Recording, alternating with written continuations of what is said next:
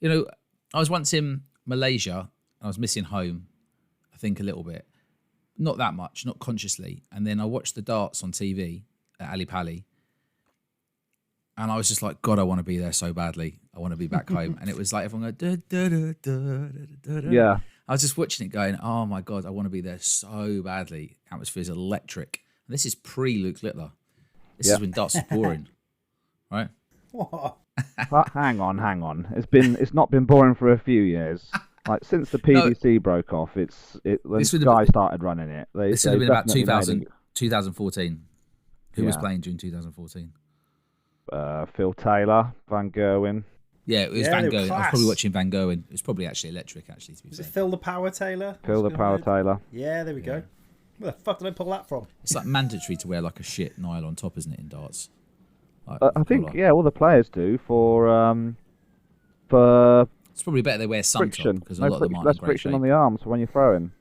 Yeah, less friction. Well, is it nylon always stinks. It sort of keeps the smell in, doesn't it? Yeah. It's not. It's one of those things where it sort of amplifies it back into you. That would have been a good title. Nylon always stinks.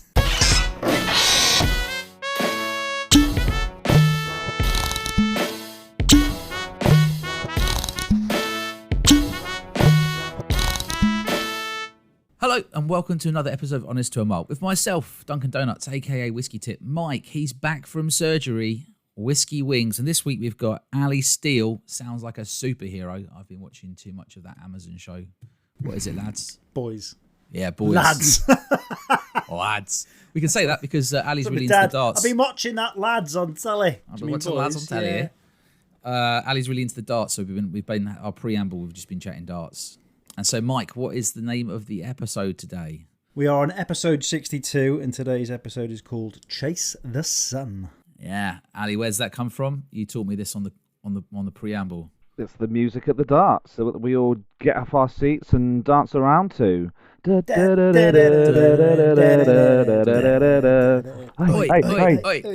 love Get it. a round in.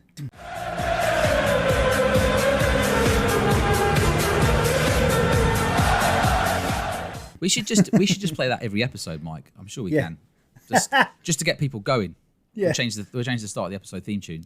We'll change one note, like Vanilla Ice did. Yeah, that time. We'll change one note and we can use it, can't we? Then you can get away with it. Yeah. Does that work? Yeah. Just change one note? I mean, I don't think anyone's going to sue us for content, really. Not making I any money can't out see of the this pods. going stratospheric. Zero cash. Doesn't really matter anyway. We'll just use it directly. Yeah. And a picture of Luke Littler to sell it on the front cover. We'll just say every episode's featuring Luke Littler. He's everywhere now, isn't he? He's literally doing everything the world. Is there anywhere he hasn't been? He's really transformed darts. He's more famous than all of the other darts players put together after one amazing tournament. I mean, he's a young lad, very marketable, absolute hero, really good. Yeah. And when he was doing that final for the first time, he was 16 or was he 15? 16. 16, turning 17. Yeah. So he's like, I got to bring it up early. The football last night, England crashing out to Spain. Cheers for that. But Yilmaz, what's the little Yilmaz? Yamal. Just literally day of the final turned 17, and you're like, I can't get past with Yamal. Two young athletes at the top of their game couldn't be further apart ends from of each the other. spectrum. Like our friends in Ireland, they always say your man, and I can't get past that with Yamal. How's your man? Yamal. How's your man? How's Yamal? It's better than Yilmaz. That was the Turkish lad, wasn't it? So, anyway. Ali is an SEO expert. So on today's episode, we're going to be discussing a bit about SEO, obviously maybe a bit about the darts, and also Ali's a bit of a whiskey fan too. We met Search Ali. engine optimization for those that I was just about to go. Search What engine the hell? optimization. For the uninitiated. Yeah. Like basically, like if you're a blogger or a retailer, what do you do to get it right? And if you're a punter like us, like what are the best ways to search and find bottles? Because everyone's looking for certain bottles. What's the most efficient way to do it? Ali, we met at the semi-final, didn't we, at the local rugby club? So Ali and I have only known each other for a short period. We were sitting next to each other. We were having a chat whilst we were watching the boring second half before the very exciting Ollie for Watkins the goal. last minute goal. Yeah, and we just realised actually we've got quite a few things in common here. Yeah. Football and whiskey, and within less than a week, I'm already on the podcast. You're on the pod already, just like that. Local boy, done. that's why. Just around the corner. Local privilege. Yeah. Yeah. Proximity is everything. When people say, can we come on the pod? We say, just Yeah. use your postcode. How far away from Scotland are you? Yes, you can come on the pod. Yeah, absolutely. Further south, the better. Just keep it that way, Mike. So anyway, Ali, what's been in your glass and what's been up your arse this week? I'll tell you what's been in my glass. So I've just been at a wedding in Ireland over the weekend. Going there on the eve of the big final for England was interesting. I was having to stick up for my country quite a bit. So what was in my glass was quite a lot of Guinness. They say it tastes better in Ireland. I'd agree with that. Just something about it just tastes superior. Creamier. I don't know what it is. I think because a lot of people are drinking it, and it comes the pipes stay clean, and you get a nice fresh creamy pint. The pipes being clean is an essential part of it. Yeah. People. Yeah. If you go into a pub and you say to them, "When was the last time you cleaned your pipes?" Oh, you'll get such dirty looks. But really, that's what they should publish above the bar. It should be on a little sign to say 3 days since the pipes have been cleaned. Yeah. So quite a lot of Guinness. Lines, really, not pipes. Lines. Quite a lot of family, a huge family. Irish families tend to be big, so lots of big rounds. Lots of pints bought for me before I'd even finished one. Someone would be offering me a pint, getting them all in. Another thing that was in my glass was a few rounds of shots. Tequila Rose. Tequila Rosé. It's got that little accent over the E. So is it? Yeah. Well, this is the a pink new. thing. Nope. Yeah, the pink thing. When did this become like the de facto shot that everyone does these days? It just tastes of strawberries or something, doesn't it? I'd never heard of it until a couple of weeks ago. Now I've had like 3 rounds of it. Finally, someone went absinthe. It's fucking appalling. Yeah, and We're doing this to Sambuca. ourselves. It's like a soft option. It's like the easy option. This one for a It's shot. an easy tastes option. It's basically alright. a cop-out, basically. It's like a shot for people that don't like shots. It's Yes. sort of like through my life, there's always been like one de facto shot that has been, this is the shot du jour that everyone's taking. Like when I was Shot du first starting jour. drinking, it was things like aftershock, and people used to do that thing Yeah. where they'd swill it around in their mouth. And they'd say to you, for 10 they'd say minutes. red or blue, red or blue. Red or blue And you'd be like- aftershock. You'd be like, I don't want aftershock, period. And they say, you have to choose one. Yeah. And then it sort of went through like a phase of apple sours and like tequila slammers, Sambuca. sambucas, Mezcal, and then recently for years, used to be Sambuca. posh. it seems to be that Jaeger bombs have been the shot du jour. So it used to be nothing but Jaeger bombs every time you get in a shot. Yeah. Then we've gone through like the phase of baby Guinness, and now it seems we're into this phase of tequila rosé You're as right, the but shot I think du jour. the difference is I would be happy if somebody made me an ice lolly of tequila rosé if they just put it in a thing and froze it in the freezer. Whereas if someone made me an ice lolly of Sambuca, I'd be horrified. Like Should be jelly shots, or a nice blancmange with the exactly, tequila like tequila rose. rosé is such a kind shot. It's really. Do you think the shots it's like the du jour Haribo. goes in sort of like timely fashion? So at some point it's just going to do full circle, like clothing. I've seen Adidas poppers from the 90s back. What I think's interesting about that is, I was like, fuck. as you rattled through those shot du jours, as you call It was them, like a journey through my life. but it started off more hardcore. Did you notice they were getting easier as we went through the Yeah, years? yeah. We're all getting softer. Like you started on Aftershock, Yeah. right? And then Sambuca was in the early days, and then you were coming through like Jaeger's much easier than a bunch of those. Yeah. And then you end up with Tequila Rosé, the easiest of all shots, the ultimate Yeah. cop out. I think they're trying to make drinking more accessible for the masses to try and get more people in to rounds of shots, get more 'Cause then you people do more drunk, shots. get more You do people more hooked. shots. Yeah. We went. I was on a stag do in Bucharest, and they had a shot bar called Shotteria, and the only thing they sold was shots. So really good idea. Literally no seats. You're in there, and No it costs a fair seats. bit, but you are like boom, boom, boom, 5 shots each out the door, and it's just like a turntable of people coming through. Wow. And I'm like, what a great And they did idea. loads and loads of different types of shots. Loads I of guess. different shots. Yeah, some absolutely horrendous ones like stag killers and stuff, but But yeah. The one that I remember was Slippery Nipple, which was Sambuca with Baileys on top. That was one from back in the day. Yeah, It was what like the- it was Sambuca with just a little hint of Baileys on top, just to like make it go down easy. What was the one that looked like a brain because it clotted? Oh yeah. Baileys and that was some. Baileys and lime, wasn't it? Or like Yeah. a cement mixer, It was and you had to swill Zonsby it. or something. Yeah. You'd like try and trick someone at the pub to swill it round. Drink these together and swill it round your mouth for 5 minutes, and it would just turn into concrete. This is the absolute opposite of what the modern whiskey hobby is about, which is about sniffing, getting all the smells. Yeah. Really trying the spirit, really getting all of the flavour. How was out your of it. shot? I didn't throw up. Mega. Came close. Brilliant. Perfect. Done. Your dad would be like, nice. So that's what's been in your glass, Ali. What's been up your ass? What's been annoying you last week? I'm moving house soon. Moving house is one of the worst things that anyone can have to do. So we've been looking at quotes for removal men. It costs so much. I know that there's been like a credit crunch on and cost of living crisis, but it seems to be a lot more than last time I did it. Also, because we're moving house, I'm sort of putting off. There's all sorts of things that are broken in this house here that I've just been waiting until we move before we get it sorted out. You're getting it in the neck about it. Yeah. Can you fix that? No, we'll do that at the next house. This is a problem for future Ali. Your missus holding the shower head above Ali, you while you wash in the morning. the front door is not on. We'll sort that next house. It'll be fine. We'll sort that out next house. Like my daughter's like grown out of her bed, so she needs like a big proper bed, but it doesn't fit in the room, so everything's just sort of on hold. Like the kids have been saying, "Can we get a pet?" So we've literally deferred the whole pet conversation until we get to the new house. Yeah. Well so when we get there, we're going to have to decide what pet to get. I've got a few ideas. What are you thinking? Goldfish. I've done a bit of research. I really want to get a bearded dragon. I've looked into this. I'm so sure that's a family pet, is it? I don't know. Have you been messing with my searches? Because that has come up loads in the last couple of weeks. Oh my Maybe I've days! had He's Really? been too much downtime. He's hacked you, Mike. Bearded dragon, they're like puppies. They just chill, sleep on your chest and Yeah. stuff. But isn't that a lizard?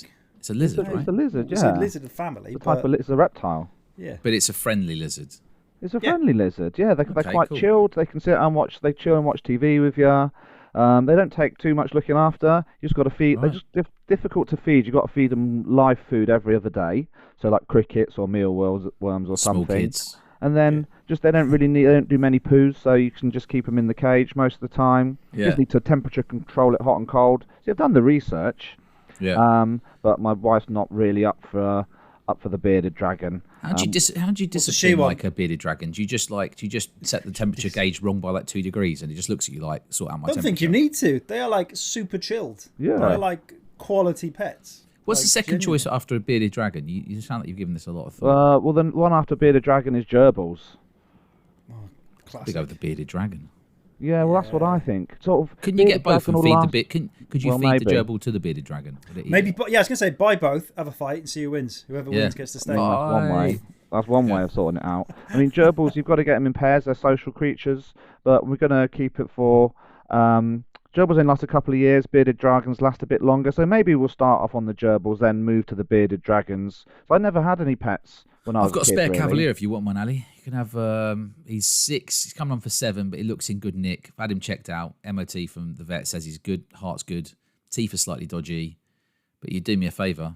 He's winding me right up. Well, maybe that's one thing. When I get to the new house, maybe I can consider that as an option. Also, another thing about moving to the new house, I don't want to carry loads of heavy shit to the new house. So I've been trying to drink all my spirit bottles Yes. down to 0, so I don't have to carry them. And then when I get to the new house, I can start building them up again. So I'm sort of running on fumes on a lot of the bottles. Sort of need to have a few cocktail parties to try and get rid of some of the more unique spirits that I've got sitting there in the shelf. And then once I get to the new house, I can start building them up again and Just buy random spirits online again. Buy some random stuff that I'm not moving anywhere. I don't have to carry it. It can just stay on the shelf for as long as it needs. Oh, You can have a nice. function, and then you can just do shots with everything you've got left, and you might be able to discover the next shot. Yeah, the next shot is yours. Yeah. What's hot after tequila rosé? What's coming next? Oh, if we knew that, we'd make loads of money. Nope. 180! If It's it gonna be follows the something trend new. of stuff getting sweeter and easier Mezcal. to drink, it's probably going to gonna be go the something opposite. like It probably tastes like orange juice. it'd be something that tastes like candy floss or Yeah. you Bubble know, gum. marshmallows or something like that. You know, Oh, marshmallow would be nice. popcorn. Oh, popcorn. A shot of taste of popcorn would be good, Popcorn wouldn't it? marshmallow. Done. Mike, what about you? What's been in your glass and what's been up your ass? You're back, by the way. Not a lot has been in my glass, I can tell you that. What's been up my arse is literally a doctor, or a surgeon, I should say. So, yeah, the back is, I'm going to say, fixed. It's probably like 6 weeks away from being able to do anything properly, and then 2 years before I know if it's actually gone well. So, but I can stand, I can lie down, I can sit. I don't have to sit on the floor the whole time. I could definitely laugh and cry. I'm so overwhelmed with happiness at being able to just lie down and not want to cry in pain. What's really annoying me is the stitching and the plasters. I keep trying to pick it, which is obviously not a good idea. I think the bad stitches are inside. So. You winded me up when you said you're going to get a tattoo over it or something like that. Was that a serious comment? I might do. Yeah, I might do. Just to cover the scar up a little bit. Get a tattoo of a bearded dragon. They're good company, I hear. Might do. Yeah. From what it looks like now, because keyhole actually failed, so they had to slice me traditional style. So I've got like a nice round dot and then a line. So to me, I was like thinking Banksy style stickman, kid looking down, kicking a can or something. Yeah. I might do it to a bearded dragon, looking down, kicking a can now. Drop down. That's so random. That's so random. A bearded dragon kicking a can. So not much booze. I think, my taste buds are still a bit weird from all the stuff I was taking in hospital and things. It's literally a week today. But I have got in the glass at the moment the Jack Daniel's Bonded Rye sample sent to me from the Whiskey Novice Simon. So thank you, buddy. Very nice, 50% ABV. Everything you'd expect from a rye. Decent. And what I've got chilling in the glass, or not chilling, but sitting next to me is the Unkilted. So Luke Patience's bottling. Picked one up, and it was the Deanston finished in the Kalila PX Octave. 4 years. Even with messed up 4 year palate, finish. This is mad. Like, there's a lot going on in there. So ABV is 51.5. I'm looking forward to actually getting into that properly when I can definitely know what I'm tasting, but I will have a wee little taste later on. I might jump in with some notes later as we go on. So nice. That's kind of where I am. Very, very chilled, very happy where I am. How about you? What's been in your glass and what has been up your arse? Well, linking back to what Ali said earlier, I fancied a cocktail the other day and I didn't have much knocking about. I've had this Pessoa in the fridge. Pessoa? Passion fruit drink, right? Passion fruit. Yeah. For like ages. I'm looking at it going, when on earth am I going to drink this? And then I thought to myself, do you know what? I'll just have a Google what flavours go well with Pessoa. And, it's things like strawberry, coconut, ginger. And so I looked in the fridge, because I keep some bottles of spirits in the fridge that I might use in a cocktail. And I had some ginger wine. And then I had a look in my whiskey. I had a look in the whiskey cupboard. And there's that Hazelburn. It's got a lot of strong strawberries and leather. And so I made kind of a different version of something I don't know what it is. I haven't come up with a name yet. But basically, it was one shot of Pessoa, one shot of Hazelburn 12 cask strength with the strawberries and the leather notes on it. And then half a shot of ginger wine and a couple of dashes of orange bitters. What is ginger wine? Ginger wine, it's like a wine that tastes of ginger. It's quite sweet and ginger. It's like sugary ginger, yeah. Okay. So it gives it a bit of sweetness. So it was like passion fruit, strawberries, leather, ginger, and a couple of hints of orange. Shook it all up over ice, poured it out in a fancy glass. It was decent. Don't know what to call it, but it was good. It was balanced between the kind of leatheriness, hint of ginger, mostly just passion fruit and strawberries and leather, really. Yeah. I think you should call it Chase the Sun. Chase the Sun. Yeah. Ladies and gentlemen, let's play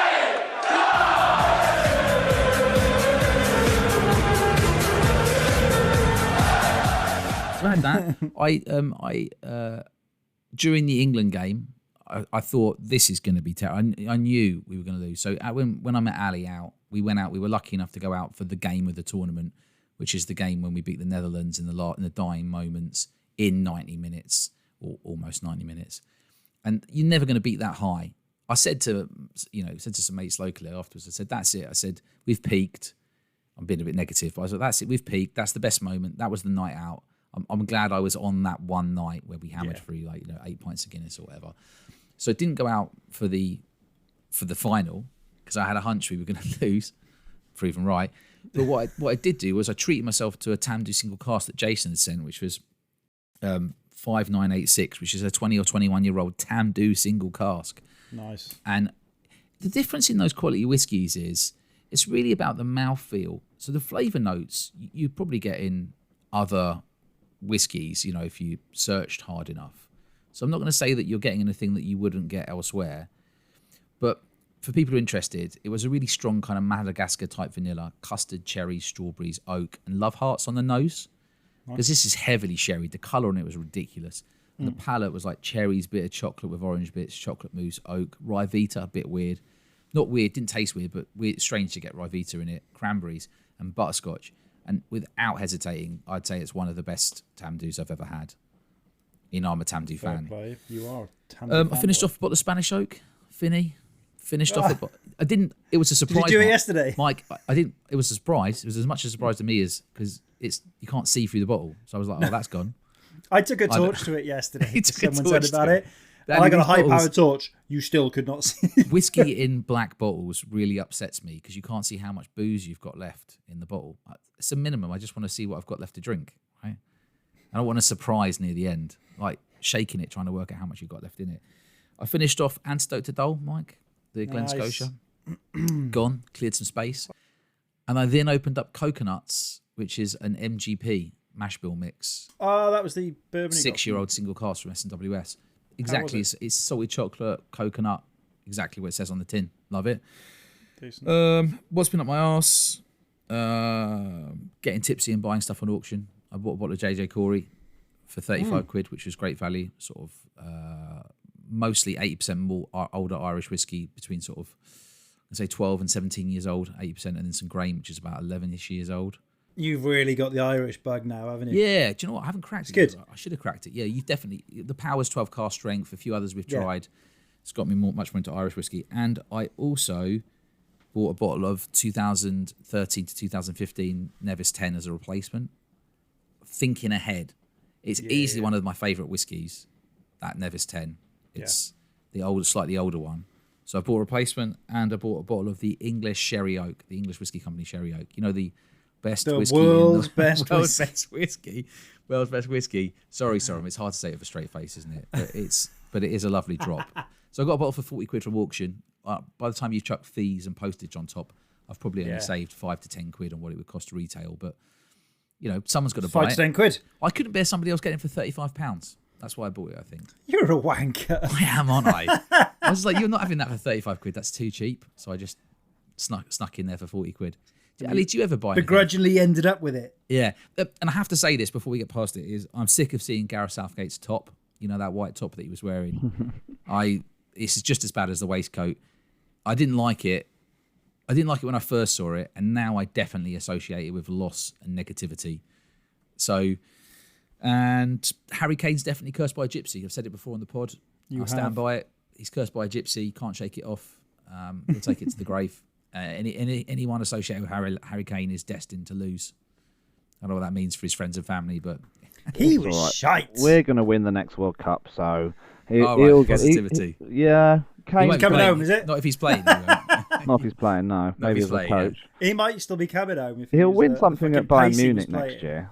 This year was an outlier for Bayern Munich. I can see he'll win something next season.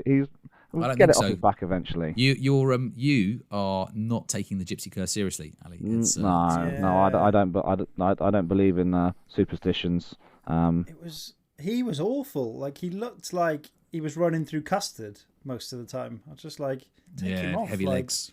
Yeah, it's just doing his reputation no good. Just he's very leggy. Admit you're injured, you're not fit or whatever. Don't know what happened, but it just might have been too much domestic football, maybe. But yeah. Or who would have thought that playing in a farmers' league in Germany would be good preparation for a high-level tournament?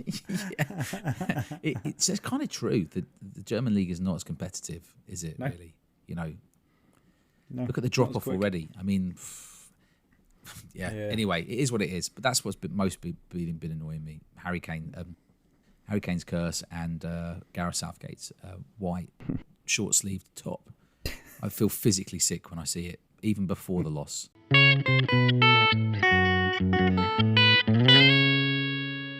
Ali, tell us a bit about your the whiskey that you're into. So when we were sitting down having a chat, you were saying that you do quite like whiskey. So what type of whiskies do you enjoy drinking? What have you tried so far? So I mean, I'll sort of tell you how I sort of got into whiskey. Yeah. So because I work in SEO and digital marketing, I used to have a client. I used to work on the Glenlivet, which Yep. is a great whiskey brand, and sort of started trying different types, the different scotches, and really got into it and sort of started my whiskey journey from there. Now I've sort of evolved. My favourite now is I'm really into my bourbons. So I've got a Yeah. collection, a couple of different bourbons, yeah. So like a Bullet bourbon, a Woodford Reserve, Yep. like a Buffalo Trace, something quite All the gateway the bourbons. Gateway It's going to get bourbons. expensive Yeah, for you yeah. I'm soon. still quite early on in my journey. I think you might be able to recommend me some good ones to go to for my next step from there. But yeah, I'm still very much on the Every gateway time. bourbons. Eagle Rare Eagle 10. Rare 10, yeah. It's Check out tomorrow on Amazon, because it's 31 Amazon Prime quid. Day tomorrow. That's listening. There will be a deal on Eagle Rare 10. But, Eagle Rare 10. but Mike, Got explain it. to Ali why Eagle Rare 10's so good. So it's essentially Buffalo Trace. Have you tried Buffalo Trace? Yeah.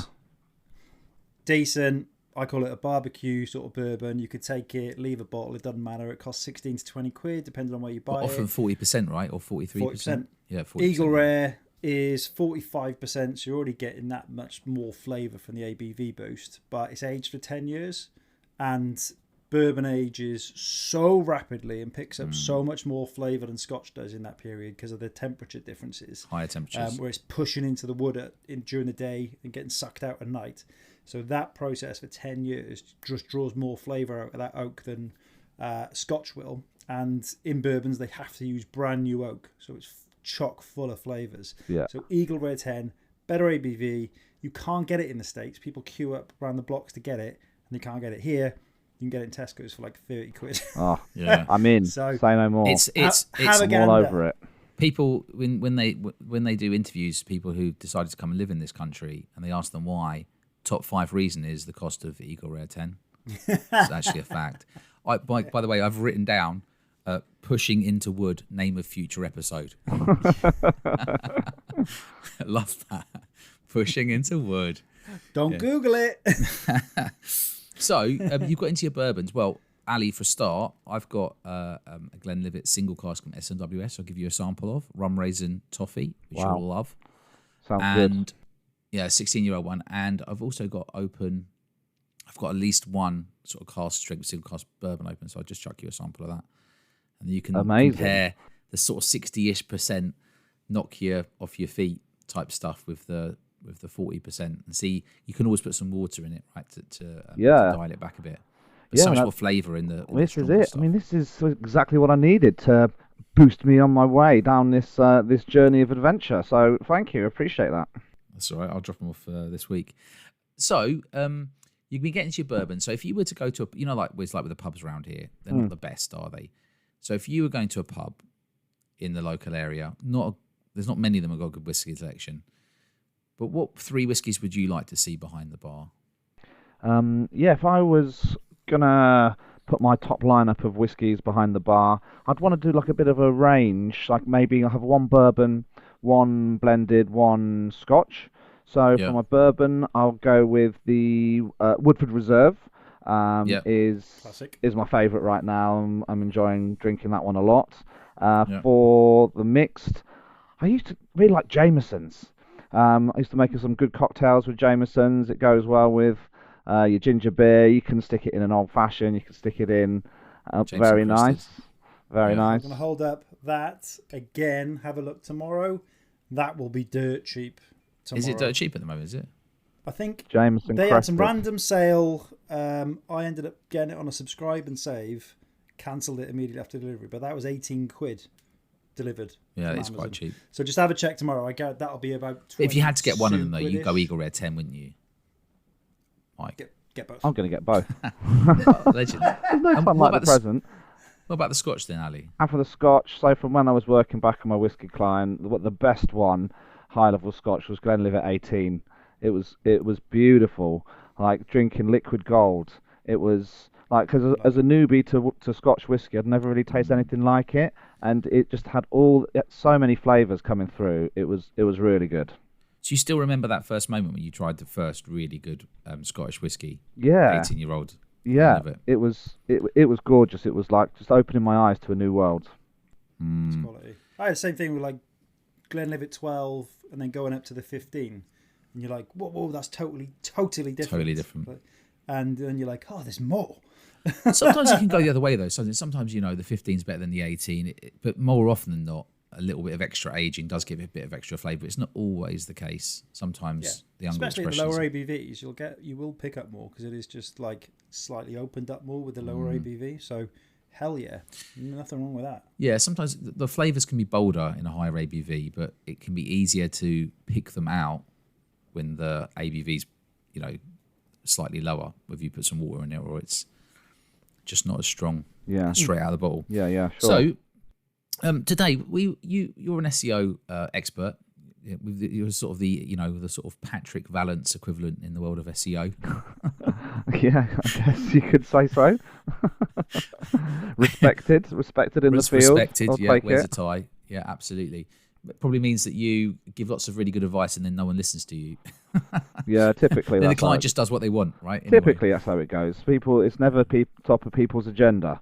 So give them all this great advice, and they can do what they want with it. When they do act on it, and it works for them, it's great to see. So what we should remind people that SEO, being search engine optimization, is basically where you appear in search engines, which is pretty much just Google these days. But other search engines do exist around the world. Like there's like Naver in South Korea, and there's like what's the one? There's a couple in China, isn't there? There's Baidu in China and Yandex in Russia, and Bing. People are using Bing. Bing, yeah, a little bit. Like with a lot of AI coming out, people are integrating AI into their searches in different ways. There's a search engine called Perplexity, which sort of reads the search results for you, rather than like looking at the 10 blue links and having to sort of go through and sort of ascertain what you want to find out. It reads the top 10 links for you and summarizes the information in a useful way that you can answer. And you can get some great answers to some complex questions from things like that. So hang on. So with that, you're saying this Perplexity. So let's say, for example, we wanted to go and find, we want to find out places with the most active whiskey deals or something like that. Could that help with that type of thing? Yeah, I think so. Should we give it a go? A few moments later. Where can you find the best whiskey deals? Oh my God, you're another person who reads as they type. I do that. I was just doing that because we're on the podcast. Yeah, sure you were. Yeah, sure you were. Yeah. I mean, it's given you a few of the answers, but they were the things that were at the top of the search results anyway for whiskey deals, like House of Malt, things like that. What works is if there's like really sort of complex questions. I remember I was asking it a question about, I was looking in research and buying this bearded dragon, and I found like a vivarium. They live in a vivarium online. I saw a £10 one on Gumtree, but it was a small one. So rather than searching how big a vivarium does a bearded dragon need to live in, how big is for a baby bearded dragon, a large bearded dragon, I was searching through all these things. Then I just put into Perplexity, can I put a bearded dragon in a 2-foot vivarium while they're young and then let it grow into a bigger one? And I got like the answer straight away. No, just get the big vivarium straight away and let them grow into the space that they've got. So rather than... How do you know that that's definitely the right answer and it isn't just like it's combed like a thread on Reddit? Like, because there's so much misinformation, isn't there, as well? No, there is misinformation, but on Perplexity it does actually cite the sources where it gets the information from, so you can go and double check link it yourself, directly to it. do your own research. But yeah, I mean, like there's going to be Google are going to start integrating some of these AI search snippets into certain search queries, so you're going to see this stuff more and more when Did you you're doing see your the searches. Google presentation last week? And it was Boak presented it. He's chatting to AI, and he goes, right, give me a number from 1 to 100, and it's like 163. So he gets a book, holds it, goes to page 163, scans it in front of the camera, and goes, right, tell me, just summarize that whole page for me, like literally seconds. Boom.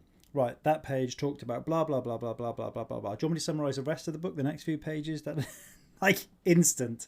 I was like, oh, it just took a picture of the book getting and then just summarized it. Scanned it literally instantaneously. Wow. Read, dissected, summarised, straight back at him. So when we have guests on who've written a book, that's what we should do. Yeah. Yeah, don't read the book. Just hold it up, scan it, find out what it's about. Yeah. Yeah. Summarise it for me. Yeah, 100%. So one thing I was going to ask you about is, we do a lot of searching for whiskey bottles. So we don't have bots, but they're very popular in the world of whiskey. Just like they are in trainers and things like that. So people have bots and they find out about certain bottles being available first, and then they go and they buy this stuff and hoover it up. So you can kind of rule out that element of the market for the stuff that's like most lucrative, because obviously that's why people have purchased bots to be able to go and find and buy this whiskey. But there's lots of other whiskey out there which, seems increasingly hard to find. And when you do find something and you're going for, say I wanted to search for Le Chig single casks, right? I won't find that many results. But if I was to go and actually directly search for the retailer, find some retailers and go through the website, I would find more single casks. But not that many come up really in the search results. It's like trying to approach the best way to try to find that type of thing these days without spending ages on it. I just want to know, from UK retailers, what are my options on the Chig single casks, basically. And I wonder how much of this is just that retailers are like bad at like SEO, so they haven't done they haven't done the labeling correctly, so it can't be found, or how much of it's just Google just choosing not to show that information even though they've labeled it correctly. Well, do you know what I mean? From a punter perspective, it's just I'm just trying to get some insight into how this is all changing. Well, it's probably not in their interest to label it up to the extent that we're looking for it, because supply and demand. There's one person in the world looking for this bottle.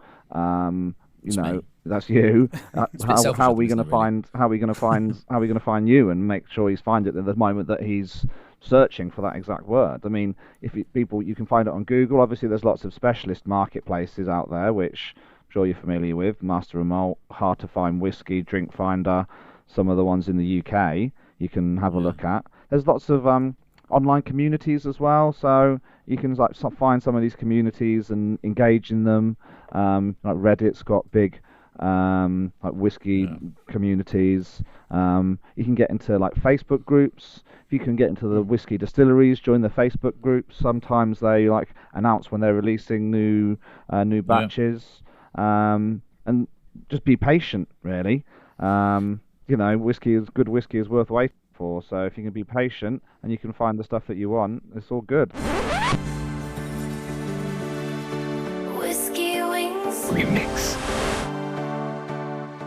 Look, we do a bit of SEO with our blog and website, and so we actually index quite well for stuff. And so I do wonder how much of it is a lack of knowledge within specifically the whiskey industry about about the practices around it. And another gripe from me is when you find search results and it makes it look like it's still available, when you click through, it's not available. Oh, how has Google not solved that in 2024? How am I still clicking on a link, going through to the website, only to find that it says not available? Yeah. Because you're clicking the sponsorship link, I assume, which makes them a little bit of money, and then you might buy something else. Super annoying. That's a real bad user journey. So when people click on the Google Shopping links at the top, they're all linked to the how much stock they've got in, and that should all be automatically updated through the link. So it shouldn't show the ad unless it was definitely in stock. For some of the websites, they may not be updating it correctly. Maybe their systems aren't talking. Sounds like it's just poor data admin from whoever's selling the whiskey. And I know that is annoying, but this sorts of thing, if you give a user an annoying experience, that's bad for their SEO. Google dings you and brings you further down the ratings next time. We bounce straight off their page, don't we? Exactly. It's sort of in their interest to make sure that the information's correct. Do you use Google Shopping? I never click on it. Yeah, well, it depends. I think quite a lot. Any image that you want to look at, so if you want to search for jumpers or garden furniture, the images are at the top, and that's one thing that Google is great for. Is new winter coats or new summer trainers, you can just scroll through the pictures and get an idea of what sort of products things look like and who's selling them, and that Google is still really great for that. Yeah. My phone now, because I've got the Google phone, it's got a sort of enhanced version of Lens, which is the image, and you can just hold a button and it'll take a screenshot of your picture. You can narrow it down. So whatever I'm buying now, obviously, if I was buying a chair for the garden, say, I will do that. It'll narrow down on the picture, and then it'll come up with things for sale that look pretty much like it and give you costings. And you'll find the same product for half price, almost a guarantee every single time somewhere. It is amazing how quickly sort of image searching is moving on. So really what I should be doing then is taking a picture of a bottle of whiskey that I'm looking for and then just getting it to search on that. Yep, I was doing it today. Whiskey Auctioneer is finishing tomorrow. Oh, is it? Like, right, tomorrow tonight? Yeah, tomorrow. Okay. And there was just bottles, and obviously it's super cheap at the moment because no one's bothered bidding yet. But just quickly scan the picture and you can see, just search the bottle and it'll come up with like 10 hits of what it's sold for at other auctions quickly, rather than messing about trying to type to search for stuff. Yeah, that's good. You just got result, and you can go, right, that was there. How much is a retail? Because that's the most important thing. What was a retail? Is that just connecting from your phone to Google Shopping? Is that what it's doing? Or Yeah. Right. But you should be able to do it if you use Chrome as a browser on your phone. Yep. It's got Lens built in, so you can just search, hold an image, and it'll wait, and it'll bring up, do you want to search for this? I'll give that a try. It saves typing on this, doesn't it? Yeah, reverse image search is pretty good these days. I mean, because what the things that you're looking for are quite rare, it might be that it just isn't out there. It isn't available. Yeah. In which case, there's not a lot you can do. It's not always rare stuff. I mean, so one of the things that's about to happen again is this Springbank release is going to come out, and some of it, not very much of it, will be available online. Not much of it at all. A lot of it's just going to go to sort of people who've built up relationships with local shops, or a lot of it's going to be balloted. So very hard to get hold of. But some of it will go online, and most of that will get hoovered up by bots. Like trying to find, I think a lot of the shops will change the URLs each time to try to stop bots, but then they just find it anyway. So it just seems like sort of a pointless exercise. They get it anyway. So what it means is that regular people can't go to that same domain and have a chance because they've changed the URL, but the bot finds it anyway. So they're just making it harder for regular people to actually be able to find even the pages that sort of exist. Do you see what I mean? Right? From what I understand how it works, I think the bots will... So say you've got a product you're looking at. You're looking at Springbank on, as you mentioned, House of Malt. Yeah. Those bots will have the like a search or a URL ready to go. So it's got every bottle of Springbank already loaded. Soon as that it senses a change to the coding somehow within that page, it'll ping you a notification, or it'll go in and dive and see that there's something new, immediately add it to your basket, and if you're stupid enough to put your details into those, it'll check out and do all that for you. That's how the bots You're are always on working. about the sort of whole Chinese connection, aren't you? Whatever you say to Mike, doesn't matter, he goes to China's government. Never shop on Temu. That's what I'm saying. Mike's like, don't use Snapchat. Mike's like obsessed with that stuff. He's like, it's all going back to China. China. You can't be too careful these days. Yeah, I'm telling you. Mike's gonna go on a holiday one day to Beijing. He'll walk into one of the shops, buy some food, and it'll just be a picture of us on the wall. Yeah, like, I told you. Yeah.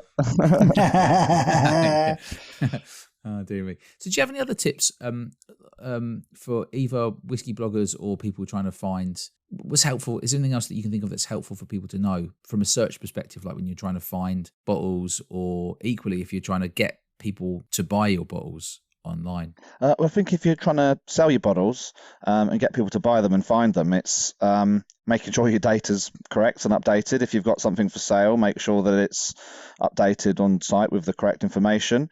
If you want to put yourself out there a bit more and get more visibility and more awareness, it's trying to make yourself more famous. So creating useful, high quality, relevant content that people are going to want to read and enjoy reading. So this might be things like, your tasting notes, like like production process, like brand stories, like craft, like how it's all made and how the casks are made and everything that goes into it. Or you could do like whiskey education. You could do like online classes, allow people to try along with it, like your cocktails. All these different. There's so many different types of content that people could be creating about your whiskey to increase its visibility. Do you think, like, we'll come back to whiskey cocktails, but before we get onto that, what do you think is better these days? If you've only got, a small amount of money to spend on trying to drive traffic through some content, would you make video content? Would you do written content these days? Because both will index in a search engine. So, I mean, I think the trick these days is you can get one piece of content once and then chop it up and put it into loads of different other places. So say you've got like a subject matter expert within the business, you can get him to do a speech, do a video of him talking about all different things, about the whiskey, about the process, and then you can chop that up, make 20 different tweets about it, make 10 different TikToks about it. Like you see the rise of short form video. People love their TikToks, people love their reels, people love their YouTube shorts, and just get that content in as many different places as you can. So that's your big advice, is to make one quality piece of content, then chop it up as much as possible to see how many bits of content you can make from it. Yeah, absolutely. Okay, so that's good one advice. Piece of content everywhere. It's it's tried and tested, and it really works. You spend the effort making this one difficult piece of content that really hits hard, and then you can break it up into lots of different portions and make them easily shareable on all the different social networks. Maybe they'll go viral. You start building a following, and you can grow from there. Yeah. If you were like a whiskey distillery, and I was going to say, if you're a 2-man podcast, if you're a 2-man podcast, you were trying to grow your audience. If you're a whiskey distillery, say you're like a new whiskey distillery, and you want to get more reach, you're not the Glenlivet or the Macallan. You might do a quality tasting, which is video recorded, for example. Yeah. Okay. Where you go through and explain about the whiskey, nice lighting, all that stuff. Then you have like the interaction with the guests. You then take that, edit it down into one quality piece of content.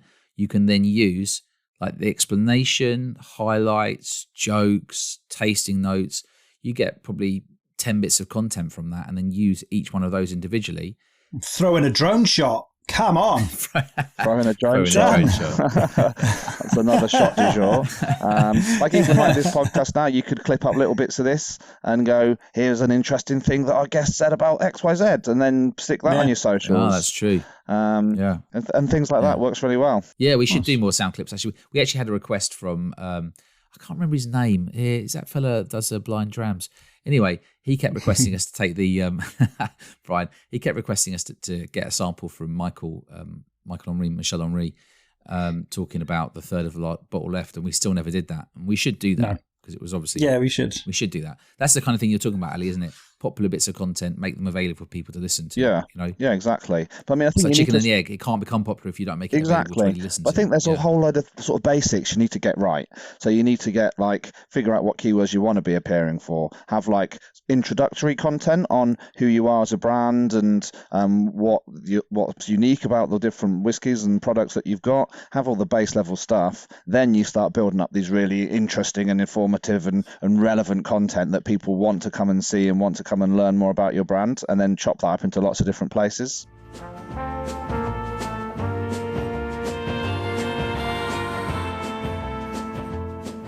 So you mentioned about cocktails. Yeah. Keep it whiskey. So what are your favourite whiskey cocktails then? So I like an old fashioned. I like a whiskey sour and a Manhattan. Nice. Do you make them like standard, or do you do any kind of variations on them at all? I quite like with the sweet cocktails. I like the agave syrup. So rather than using your sugar syrup or making your own or sugar cube, agave syrup really sort of gives it a really nice sort of natural flavour in the old fashioned and in the and in the whiskey sour. Some of the ones like the Manhattan uses the cherry syrup. I got a really high quality tub of Mascherano cherries, and then had the really nice thick cherry syrup. And I love a Mascherano cherry as well. Yeah. So this really thick syrup and mixing that in as well gives it like really nice sweetness that really pairs. It's like my dream. I could eat that whole jar. Oh man, that's so delicious. You can use the syrup. That's true. Yeah. So you tend to use sort of, I guess, bourbon in it, right? And then just try to change the syrups up a little bit. Yeah. Do you ever try any kind of like, if you do an old fashioned, do you ever try like peated whiskey or any kind of like maple syrup or honey instead? Oh yeah, no, maple syrup's good, honey's good. Just mixing up the sweeteners, mixing up the whiskies. The rest is pretty standard. Get the orange peel in there, squirt it over, so you get that nice orange aroma. Nice. Perfect. I'm in. You sold me on it. Yeah, I need to get some high quality Mascherano cherries. That's for sure. I don't have any at the moment. Actually, it's pretty lazy. I had like one tub in the fridge, and then I just used them all, and then didn't buy any more. I tend to just buy jalapenos when I go to the supermarket. That's pretty much just jalapenos. Pretty much the top of the list. They're quite sweet, really. I could probably put one of those in it. Trolley full of little green ones in the jar. They're quite sweet.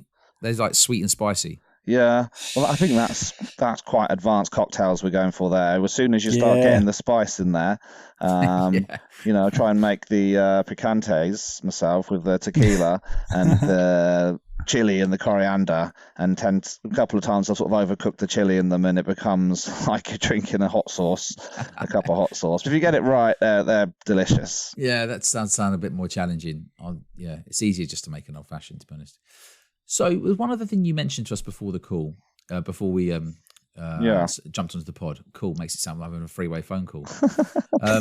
It's because we're on Zoom. We're on Zoom talking to each other. So I've been working all day, so it feels like another call. You mentioned about this geocaching thing, and I said to both of you, "What on earth is geocaching?" And I was like, "Yeah." So what is this geocaching? I can't believe you've never heard of geocaching. It's a fantastic hobby. So I mean, it started quite a few years ago now. But it's sort of like a GPS treasure hunt. So like people hide these little geocaches, which is sort of like a small object, and you hide them in the real world, so people can go and find them, but they're always hidden. So it started where someone would put like an ammunition box, like at the top of a mountain or something, and then you'd follow the coordinates, you'd get to the geocache, and you'd open it up, and there would be like a logbook in there, and you'd sign the logbook, and sometimes people would like leave sort of little trinkets and swappables in the box, and then you sort of sign the log, and then you'd log it on the phone, on the app that you'd found it, and then you'd go off and find another one. I mean, most of my time I'm in cities, so there's urban caches tend to be sort of hidden, like magnetized around the back of like street signs or in like a phone box. They get more creative on how you hide them within cities. There's probably geocaches you walk past all the time. So we have I have heard of the concept, and we've discussed it before. I just didn't know it was called geocaching. But now you're saying this, I feel like Mike, Ali, we should get together and we should organise a whiskey sample geocache around London. I mean, that's a whiskey samples stuck to the back of street signs, hidden in phone boxes, like you said, in random places.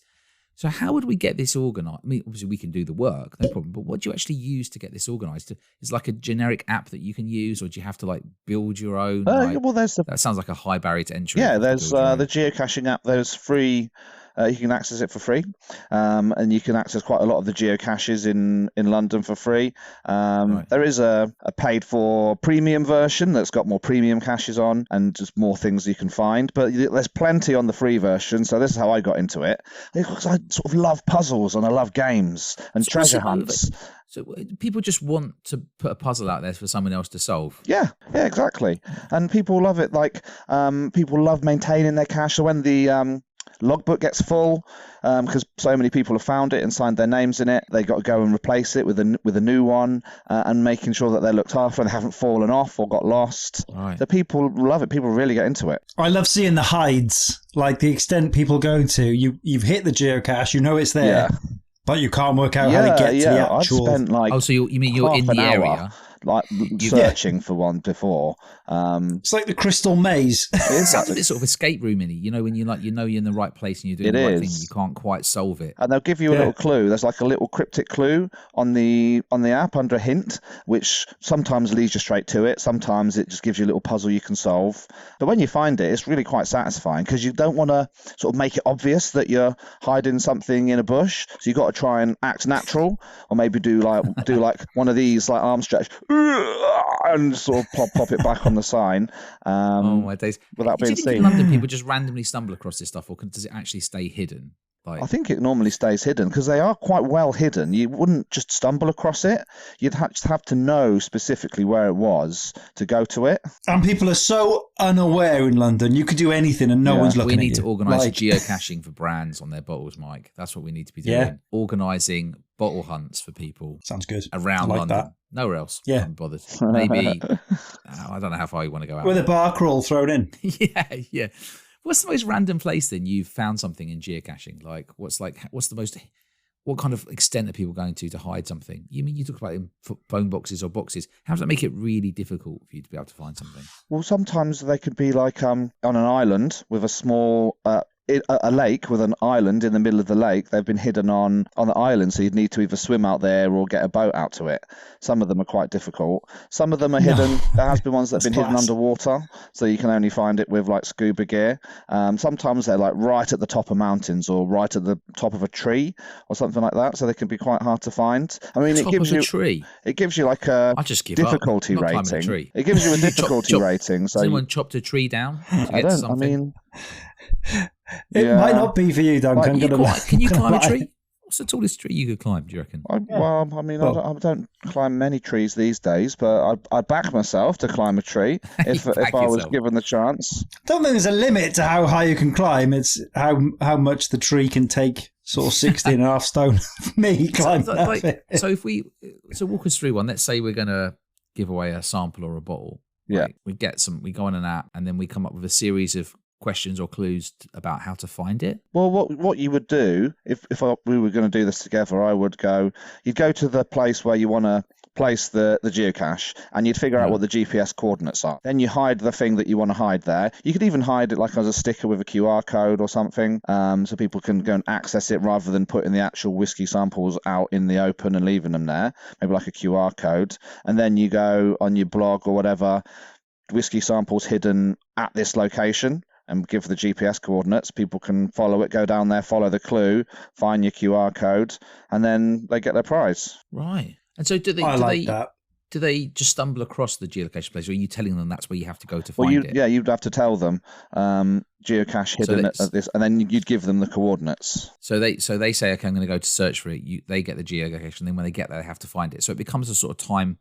There's a time element to it. How many people are going to go there? Who can get there first? Type thing. Yeah. Well, people that do geocaching properly know to put it back. There's all this etiquette to it. Make sure you put it back. Make sure no one sees you. Keep like the logbook, secret. you mean? Yeah. Don't spoil it for the next person that comes along. No spoilers. So there's this sort of etiquette around it that makes it quite nice. People sort of really live and breathe it. I think it was like Cadbury's did a sort of geocaching type thing for the Cadbury's eggs or something for like Easter. Do you remember that, Mike? Something like that. Saw something recently advertised. Like murdered somebody and just like they're found through like it just sounds like a BBC drama waiting to happen to me. Like some sort of like body discovered through geocaching search or something. Yeah, like that. well, I did find a dog poo bag once when I was looking for a geocache that someone had hidden in the tree. They're everywhere, aren't they, these days? People Yeah, just leave them. You don't really want to find one of those.